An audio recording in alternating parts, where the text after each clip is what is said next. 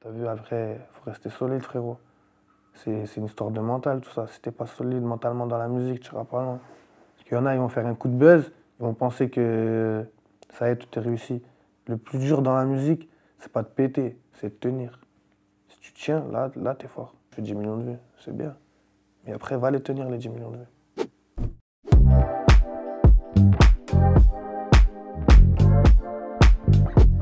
Salut tout le monde, c'est Raphaël Dacruz, bienvenue dans cette nouvelle interview carrée de Bouscapé, l'entretien en 4 parties pour en apprendre plus sur vos artistes. Aujourd'hui on reçoit ISK, il va s'installer juste là, on va parler avec lui de beaucoup de choses et on commence tout de suite avec son actu. Salut ISK. Salut. Tu vas bien? Ça va, de toi. Bah, très bien, je te remercie. Bienvenue dans cette interview carrée. On te reçoit à l'occasion de la sortie de ton album Vérité. Ouais, le 28 mai. Tout à fait, qui fait suite à un premier disque qui est sorti l'an dernier, qui était Le Mal est fait. C'était pas un disque, c'était une mixtape. Mixtape pour toi, d'accord. Mais c'est important, c'est bien de le préciser, une mixtape. Et entre-temps, tu as sorti plusieurs morceaux, justement, qui s'appelaient Vérité. Ouais. Tu penses que ces morceaux, ça t'a fait passer un cap en termes peut-être de reconnaissance d'une partie du public, justement? Ouais, niveau image, niveau reconnaissance du public, comme tu as dit, et bah ça m'a ramené un autre public, ça m'a donné une autre image un peu plus sérieuse, on va dire. Est-ce que tu penses que ça a pu influencer ou en tout cas donner des nouvelles pistes pour toi justement dans ta musique après Le Mal est fait, justement, ces vérités, peut-être dans le ton, dans ton écriture ou peut-être dans ta direction musicale? Dans l'écriture, ouais. Dans l'écriture, ouais, le fait de prendre beaucoup de références, etc. Même dans l'album, l'écriture, elle est... Je dirais pas que c'est exactement la même chose, t'as vu, parce qu'il y a plusieurs couleurs. Bien sûr. Mais c'est basé à partir de ça, on va dire.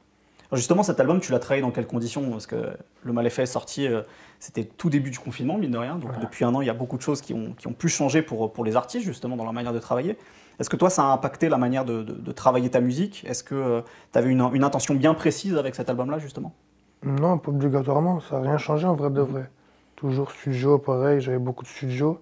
J'ai fait un séminaire aussi cet été à Marseille durant le mois de juillet. Et après, j'ai continué à enregistrer, et voilà. Tu avais une idée bien précise de ce que tu voulais faire pour cet album, justement? Au début, non. Au début, non, ouais. Au début, non, et plus ça avançait, plus il y avait des sons qui... Il y avait des sons, on les écoutait, on se disait, lui, je pense qu'on devrait le mettre, lui, je pense qu'on devrait le mettre. Mais plus on avançait, en vrai de vrai, c'est vers la fin que tout s'est vraiment fait, t'as vu? Ça veut dire on a fait, et après on a construit l'album, t'as vu? On a fait beaucoup de sons. On a fait, je pourrais pas te dire exactement, mais plus de 50-60. Ok. Pour à la fin choisir que 17, t'as vu? C'est-à-dire que c'est déjà compliqué. Donc c'est la sélection des productions que tu pouvais recevoir qui ont donné peut-être des impulsions en termes d'écriture, en termes de direction sur cet album-là? Après, il y a eu des choix artistiques, t'as vu? Des choix de direction, il faudrait un son comme ça, il manque un son comme ça. Okay. Il y en a eu un ou deux. Mais sinon, vraiment, c'est qu'on arrive au studio, on compose une prod, où il y a déjà une prod que j'aime bien, j'écris, je vois, et on voit comment ça sort à la fin. Tu avais déjà des idées de thématiques, de la manière d'écrire justement de certains morceaux avant cet album-là, où tout a été fait justement au feeling, justement, au feeling, directement. Tout dépendait de la prod, comme elle me parlait. Alors justement, sur cet album Vérité, on retrouve un peu une nébuleuse de producteurs, dont certains qu'on avait déjà vu d'ailleurs sur Le Mal est fait, des gens comme Noxious, comme Xma, comme Annie Beats. Est-ce qu'il y en a un en particulier avec lequel tu as senti qu'il y avait une sorte d'alchimie, un truc, tu vois, en termes de direction musicale, justement, qui pouvait te plaire le plus et qui pouvait peut-être définir ce que c'est la musique d'ISK, justement? Ouais, Annie Beats. Annie Beats, ouais. On a beaucoup travaillé ensemble. Tous les vérités, c'est lui qui les a fait déjà. Tout à fait, ouais. On a beaucoup travaillé ensemble et t'as vu, c'est un mec de ma génération, t'as vu, c'est-à-dire on se comprend plus vite. On est plus fusionnel, on va dire. Et ça va vite entre nous, t'as vu, je lui explique ça, ben, ça sort directement exactement ce que je voulais, t'as vu. Vous avez des références communes aussi, peut-être, c'est ça? Ouais, peut-être aussi, mais il me comprend bien, t'as vu. Il me comprend bien et j'aime bien la cohésion qu'on a musicalement. Sur cet album, on parlait des producteurs, on peut parler aussi des feats. On retrouve Uzi, Alonso, Sofiane, Niro et Dahuzi. Est-ce qu'il y a un feat, un de ces invités en particulier avec lequel tu as senti qu'il se passait un truc sur le morceau, qui a pu te surprendre, tu vois, sans évidemment faire des honneurs aux autres, hein, mais est-ce que tu vois, il y en a un en particulier, tu vois, il s'est passé un truc, tu vois, sur le morceau? Ouais, avec Uzi. Ouais. Uzi, parce qu'on a déjà fait un morceau il y a 2 ans de ça, t'as vu. On se connaît depuis longtemps, c'est un mec du secteur, t'as vu. Bien sûr. C'est-à-dire quand on a fait, lui et moi, quand on a fait le morceau, on a ressenti l'évolution qu'on a eue entre temps. Je pense que tu ressens l'alchimie qui est entre nous et tu sens qu'on se connaît vraiment, t'as vu. Ouais. Forcément, la proximité que vous pouvez avoir, ça facilite aussi peut-être en termes artistiques. Ouais, le son, ça glisse, t'as vu, on fait des passe-passe, ça glisse bien entre nous. Ce petit rebeu, quand il rappe, on dirait qu'il a 30 ans. Je suis jeune, mais je suis mature. C'est un truc qui revient assez régulièrement dans l'album, ton âge évidemment. Je sais pas quel âge tu as exactement d'ailleurs.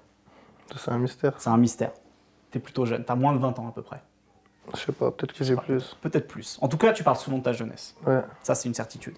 Tu as beaucoup pensé justement à cet âge jeune dans la légitimité à rap et la crédibilité que tu pouvais avoir. C'est quelque chose c'est des questionnements que tu as pu avoir ou pas nécessairement? Trop jeune pour avoir autant de crédibilité? Non. Si je te le raconte, c'est que je sais ce que je te dis. Après, il y a des choses que je raconte, c'est pas forcément moi qui les ai vécues. Je les ai vues dans le quartier ou autre, t'as vu? Mais c'est des choses réelles.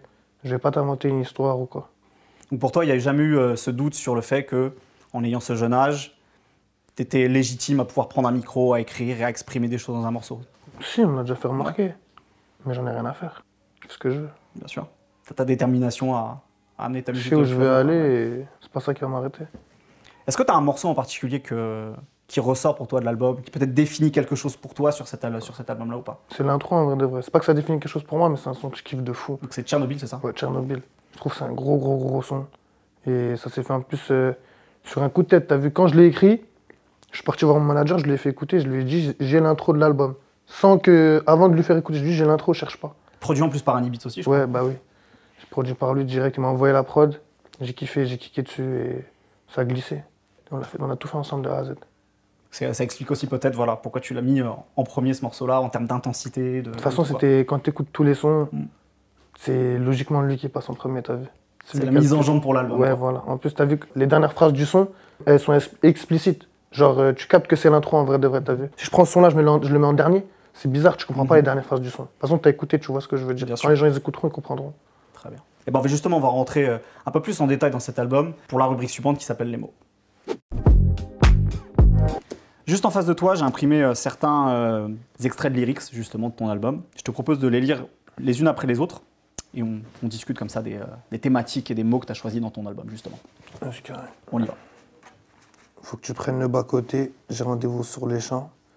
J'ai déjà pris du retard, la route est embouteillée. Tu sais qu'on vient de la cité, 77 criminels, caméra sur l'auto du bloc, la zone est surveillée. C'est quel morceau ça? C'est avec Uzi. Ouais, le morceau Chez nous.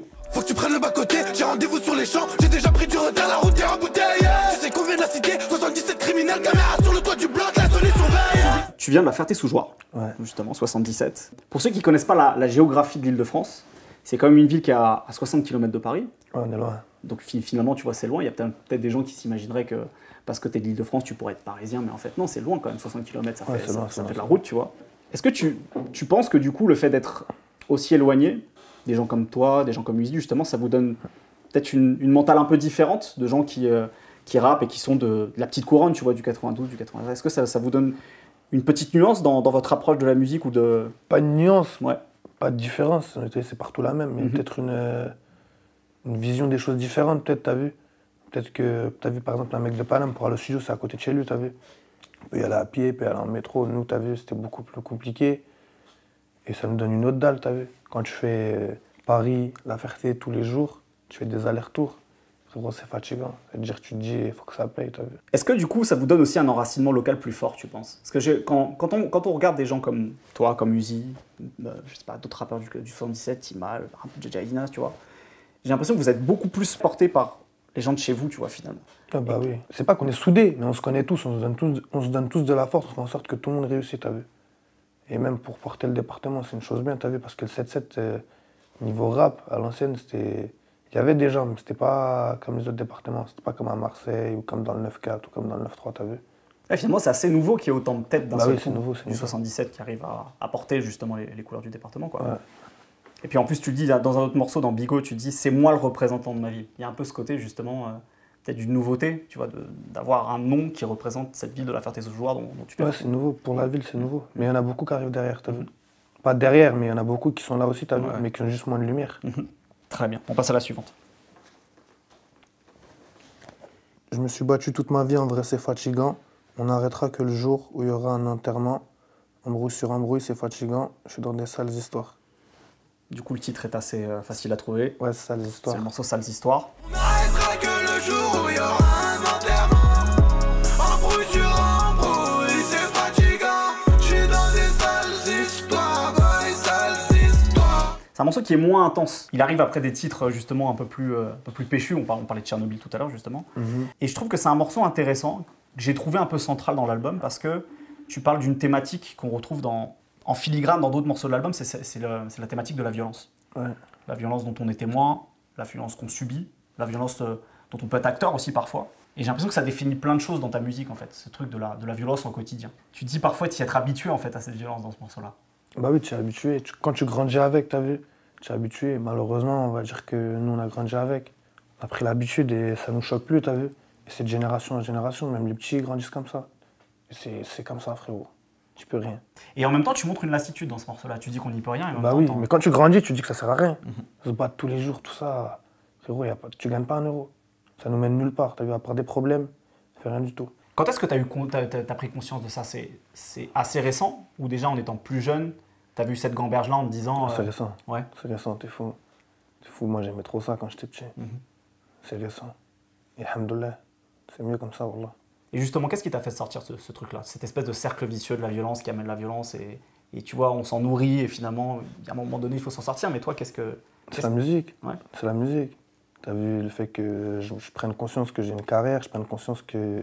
Tu sais, avec le temps, avec la maturité, quand t'es petit, tu te rends pas compte que ta daronne elle peut être mal parce que t'as fait ça ou parce que t'as fait ça. Mais quand tu grandis ici, faut faire attention, t'as vu. Je trouve vraiment que dans cet album, tu parles d'autres mots. Tu vois, la course à l'argent, etc. T'en parles aussi, mais j'ai l'impression que vraiment la violence, c'est central, quoi. Et que ça presque définit des choses dans ta musique, même dans ton interprétation. En fait, tout à l'heure, on parlait à quel point, tu vois, tu peux avoir une énergie. Je sais pas si c'est des choses dont tu as conscience ou pas, mais que ça définit des choses presque dans ta musique aussi, tu vois. C'est inconscient. Ouais. Enfin, moi, en tout cas, je le fais inconsciemment, t'as vu. Ok, on passe au suivant, alors. Tu penses que j'ai pas de cœur? Arbi a conduite de braqueur. Je sais pas parler aux femmes, je suis pas un grand dragueur. Je comprends pourquoi t'as peur, le regard en dit long, on est provocateur. C'est quel morceau? Vendetta. Tu penses que j'ai pas de cœur, Arbi à conduite de braqueur. Je sais pas parler aux femmes, je suis pas un grand dragueur. Je comprends pourquoi t'as peur, le regard en dit long, on est provocateur. Alors déjà, moi, j'ai trouvé que sur ce morceau-là, la prod, elle était hyper intéressante. Ouais, bah tu sais que c'était pas, comme t'as dit tout à l'heure, tu me parlais de direction et tout. C'était pas du tout dans la direction artistique, mais c'était Boumidjel, il avait commencé un truc. Et je lui dis, j'aime bien ça. Il était choqué que j'aime bien. Il a fini le truc, on l'a posé. On a posé 2 sons ce jour-là, on a posé l'outro et ce son-là. Elle a un truc presque plus qu'un riz, d'une certaine manière, tu vois. C'est bizarre, mais ça Ouais. glisse bien. Quelque part, c'est peut-être une conséquence de ce qu'on disait juste avant sur la violence. Sur ce morceau-là, tu parles un peu de ton caractère, de ta personnalité, justement, à travers l'extrait que tu viens de lire aussi. Est-ce que des fois, tu forces un peu le trait dans tes morceaux, justement, sur ce truc d'être un peu sans cœur, justement, d'être un peu froid, distant? Ou est-ce que tu penses, justement, que ce que tu as traversé jusqu'à aujourd'hui, ça a pu te rendre comme ça, justement? Non, je serais un menteur si je te dis que ouais, j'ai pas de cœur, je sais pas quoi. C'est pas vrai, on a tous un cœur. Mais c'est vrai que dans certaines situations, je pourrais te dire que non, ouais, ça y est, je m'en fous. J'ai plus de pitié. Mais sinon, j'ai un cœur comme tout le monde. Il y a un autre extrait dans ce morceau-là où tu dis « Écoute ma chérie, je suis pas fleuriste, zone autour de la gare pour arracher des touristes. Ça, c'est une phrase simple en vrai de vrai, t'as vu, c'est... » Ça plante le décor, quoi, en tout cas. Ah voilà, ça montre le décor, comme t'as dit. On passe au suivant. Peut-être qu'on s'aimera pas, peut-être qu'on s'aimera jamais. Je leur ai tendu le bras, ils me l'ont rendu comme Jamel. J'ai reconnu les baqueux, boule à zéro comme j'allais. 3 ans que j'ai au studio, ils me prenaient pour un fou quand j'y allais. C'est le morceau Nourrice, ça. Tout à fait, le morceau Nourrice. Peut-être qu'on s'aimera pas, peut-être qu'on s'aimera jamais. Je leur ai tendu le bras, mais ils me l'ont rendu comme jamais. J'ai reconnu les baqueux, boule à zéro comme j'allais. Bon, déjà, il y a une référence à Jalais. Ouais, Christophe Jallet, Je trouve ça rigolo. un ancien joueur du PSG. Tout à fait, ouais. Tu dis dans la dernière phrase, 3 ans que je vis au studio, il me prenait comme un fou quand j'y allais. Est-ce qu'il y a eu un moment où ton entourage n'a pas nécessairement cru à tes ambitions, justement, dans Non, le rap? non, c'est pas qu'ils ont... Je dis pas que mon entourage n'y a jamais cru. Ok. Le quartier a toujours été derrière moi à 100%. Mais il y a certaines personnes, on va dire, qui me prenaient pas au sérieux. Donc quand j'allais au studio les premières fois et tout, parce qu'il y avait vraiment rien de sérieux, t'as vu. Et au jour d'aujourd'hui, t'as vu, ça a changé, on a avancé, alhamdoulilah, t'as vu. Est-ce que tu as senti qu'il y a eu un moment où, justement, ça a changé, justement? Est-ce qu'il y a eu un moment clé? Que ce regard-là, il a changé. Ouais. Non, mais j'espère qu'il changera au bout de l'album. Donc pour toi, il y a encore des gens à convaincre, d'une certaine manière. Bah oui, t'auras jamais convaincu tout le monde. Donc il y aura toujours des gens à convaincre. Est-ce qu'il y a eu quand même un moment, une rencontre, un morceau, je sais pas, un moment un peu clé justement dans ton jeune parcours où tu t'es dit que toi tu pouvais y croire? Non, pas obligatoirement. En fait, je vis les choses au jour le jour, t'as vu. C'est-à-dire, j'ai jamais bloqué sur un truc qui m'a dit ouais, je peux y croire ou je peux pas y croire. Tu as eu la même détermination depuis le moment où tu as commencé? Non, il y a eu t'as vu des fois, Ok. dans ton moral, des fois ça baisse, des fois ça monte. Tu as eu des moments de doute quand même? Ouais, bah oui, comme tout le monde. J'ai eu des moments de doute. J'en ai eu, mais t'as vu, après, faut rester solide, frérot. C'est une histoire de mental, tout ça. Si t'es pas solide mentalement dans la musique, tu iras pas loin. Parce qu'il y en a, ils vont faire un coup de buzz, ils vont penser que ça y est, tout est réussi. Le plus dur dans la musique, c'est pas de péter, c'est de tenir. Si tu tiens, là t'es fort. Tu fais 10 millions de vues, c'est bien. Mais après, va les tenir, les 10 millions de vues. Je sais pas que je suis dans un doute permanent, mais t'as vu, je me pose des questions souvent. T'as vu, par exemple, je me demande, t'as vu, est-ce que les gens vont bien aimer l'album ou pas? Et moi, je suis sûr de moi, t'as vu? Après, faut voir comment les gens le prennent. On passe à la suite. T'es mon frérot, t'es mon sang, je te laisserai pas déconner. T'as goûté à l'argent sale, t'oublies ta vie d'écolier. Commence à le fumer le pilon, pour toi les journées sont longues. Dans ton sac avec du détail, j'ai raté un épisode. Ça c'est le son avec Alonso, quitter l'école. Absolument. T'es mon frérot, t'es mon sang, je te laisserai pas déconner. T'as goûté à l'argent sale, t'oublies ta vie d'écolier. Commence à fumer le pilon, pour toi les journées sont longues. Dans ton sac y'a du détail, j'ai raté un épisode. Comment il s'est fait ce morceau justement? Parce que c'est un morceau thématique. Comment est née l'idée de ce morceau et comment finalement est née aussi l'idée d'avoir Alonso sur un morceau thématique comme celui-là? Il s'est fait à distance le morceau. Ok. Il s'est fait à distance et... La thématique, elle s'est fait comme ça. T'as vu, quand je parlais avec lui, il m'a dit « Fais ce que tu veux, je te suis ». Ok. Donc moi, je me suis dit « Pourquoi pas partir sur une thématique comme ça ?» Il m'a dit « Ouais, il était chaud, donc on a fait ça ». Qu'est-ce qui t'a inspiré justement l'idée de ce morceau-là et en C'était particulier la c'est prod, quoi? en vrai de Ouais. vrai. C'était la prod. C'est une prod de SNK et Nostra. La prod, elle m'a inspiré comme ça et je suis parti comme ça. Et même, je trouve que Alonso, c'est une personne avec qui tu peux faire un son comme ça, t'as vu? Tu peux pas faire un son comme ça avec tout le monde comme ça dans le rap, t'as vu? Mais c'est un ancien, c'est là qui est là depuis longtemps. Dans ce morceau-là, donc comme le montre le titre, Quitter l'école, et puis les lyrics que tu as lus, tu parles du fait justement de certaines personnes qui partent des bancs de l'école pour plonger dans l'illicite ou dans d'autres choses, quoi. Est-ce que ça, c'est pareil, c'est des choses... tout à l'heure, tu parlais du fait d'avoir été témoin de certaines choses, tu vois. Ouais. Ça naît de là, justement, l'idée d'un Ouais. morceau comme ça, justement. Ouais. Il y a plein de potes à moi qui peuvent se reconnaître là-dedans. Plein, plein. En tout cas, moi, c'est pas mon cas personnellement, t'as vu? Des fois, c'est triste, t'as vu? Parce que quand t'as vu, quand t'es jeune, tu t'en rends pas compte. T'as vu, quand t'as 17, 18 ans, 19 ans, t'arrêtes l'école, tu commences à piaf tous les jours, tout ça, tu t'en rends même pas compte. Mais à partir du moment où tu vas avoir 25, 26 ans, tu vas voir tout le monde commence à se caser, à se marier, tout ça, toi, t'es encore perdu. C'est pour ça qu'il faut prendre les choses en main dès le début, t'as vu? C'est important. Et pour toi, du coup, c'était aussi important d'en parler, au moins dans un morceau, justement. D'avoir un espèce de message à transmettre. Pas obligatoirement, mais c'est vrai que c'est un bon message. Je me fais l'avocat du diable. Est-ce que du coup, c'est pas contradictoire d'avoir un morceau comme celui-là, justement, dans lequel tu essaies de dire faites pas les cons, et en même temps d'avoir des morceaux dans lesquels tu parles du rinté de manière beaucoup plus directe, tu vois, en disant... Je parle. Non, on a fait des erreurs, on en refera et on en refera, mais on a quand même, t'as vu, une gamberge qui fait qu'on sait que ça faut pas faire, ça faut pas faire. Il y a des choses qu'on fait, on sait que c'est pas bien, mais on le fait quand même, malheureusement. Et donc c'est une manière aussi de les évacuer, d'en parler dans des morceaux de rap, d'une Ouais, certaine manière. ouais, ça fait évacuer la chose. Ok. On passe au suivant.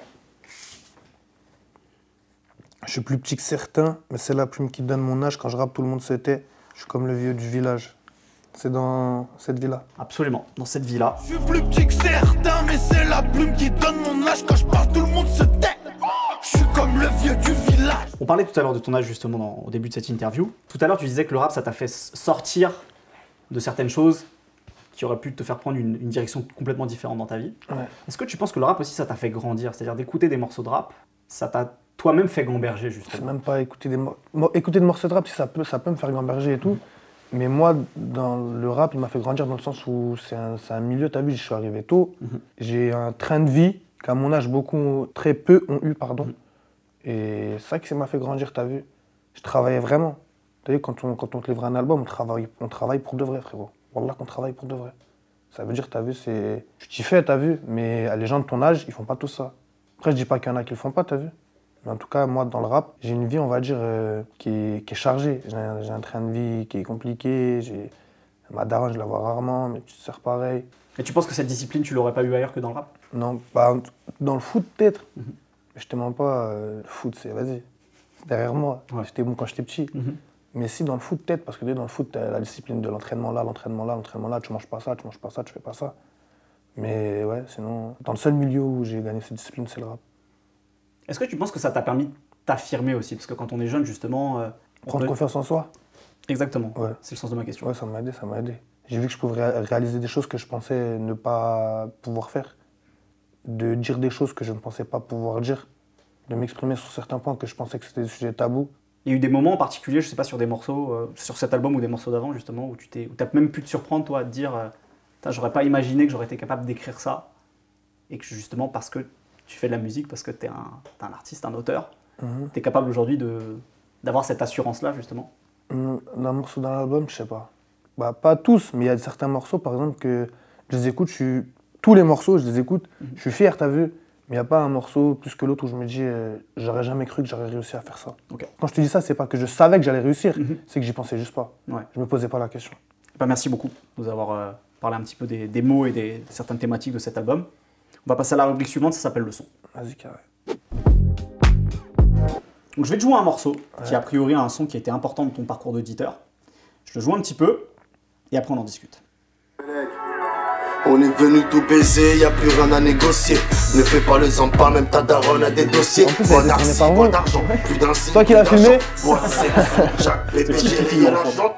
Si tu dois partir, t'inquiète pas, je peux répondre. Ouais, c'est un gros morceau. Ça, c'est effectivement la version freestyle. Je préfère celle-là, moi. Hein, je préfère celle-là. Mais justement, j'ai cru comprendre que tu préférais celle-là, justement. Donc ça, c'était sur Ripro 1, donc c'est la crime. La Rimkus, SCH, Brulux, Nesbill et Sadek. Tout à fait.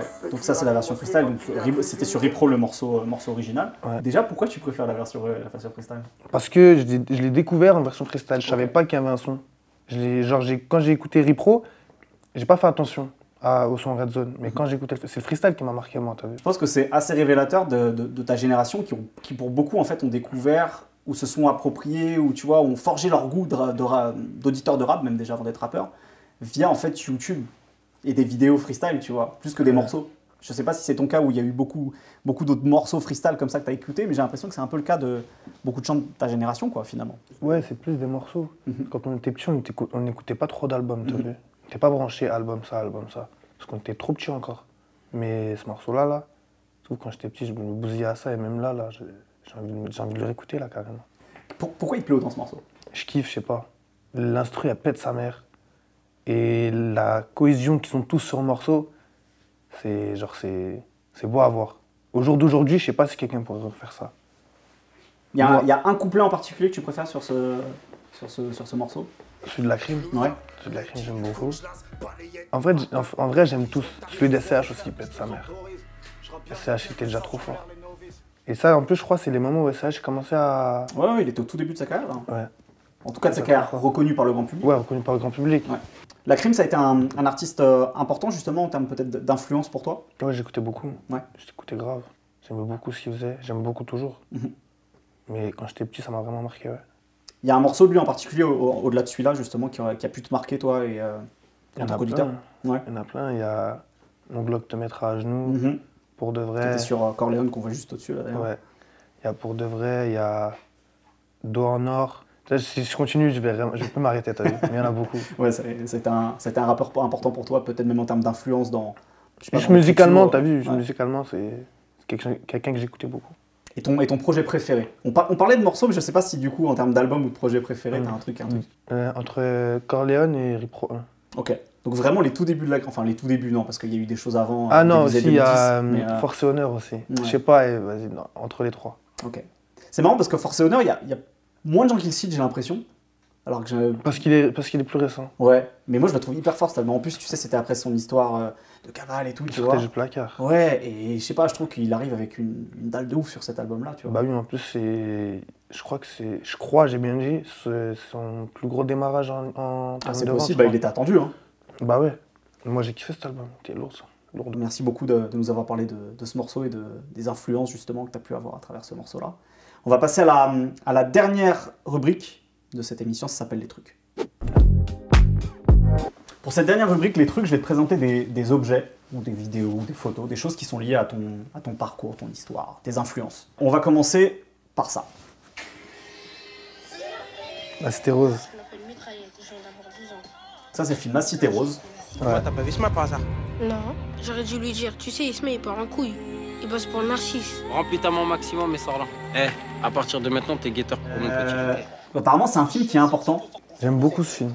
Pourquoi justement? Je sais pas, l'histoire elle est bien, elle est touchante et je l'ai regardé grave des fois, j'ai dû le regarder 15 ou 20 fois dans ma vie. Il pète sa mère. L'histoire elle est bien et moi j'aime bien les films où on peut se reconnaître, t'as vu? On c'est bizarre, mais je préfère les films français que les films américains. C'est pas un film fantaisiste en fait. Ouais. Il y a un truc C'est assez réel. assez réel. En plus, enfin, c'est aussi c'est une comédie dramatique.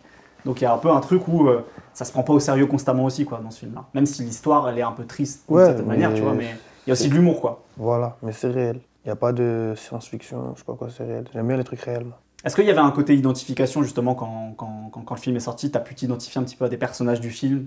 Parce que c'est des parcours un peu différents, mais c'est une espèce de mosaïque de parcours qu'on peut retrouver.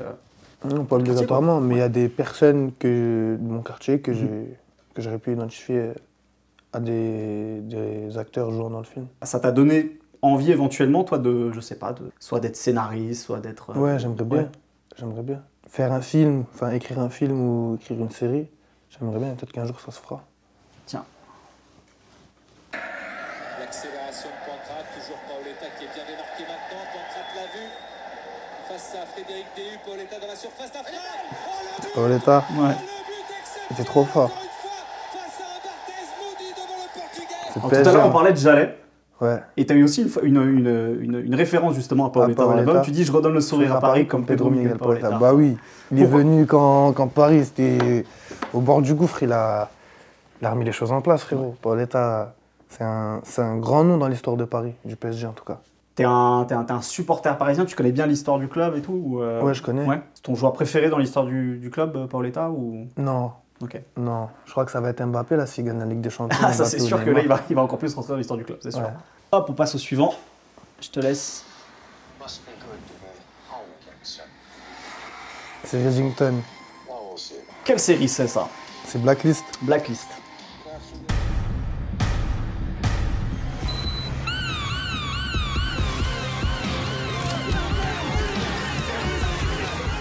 C'est pas une série qui est très souvent mentionnée, je trouve. Blacklist. Ouais, c'est pas connu de ouf Ouais. par tout le monde. Pourquoi justement? Qu'est-ce qui te plaît dans cette série? Je kiffe, je sais pas, tous les jours, chaque épisode, t'as l'impression de regarder une nouvelle série.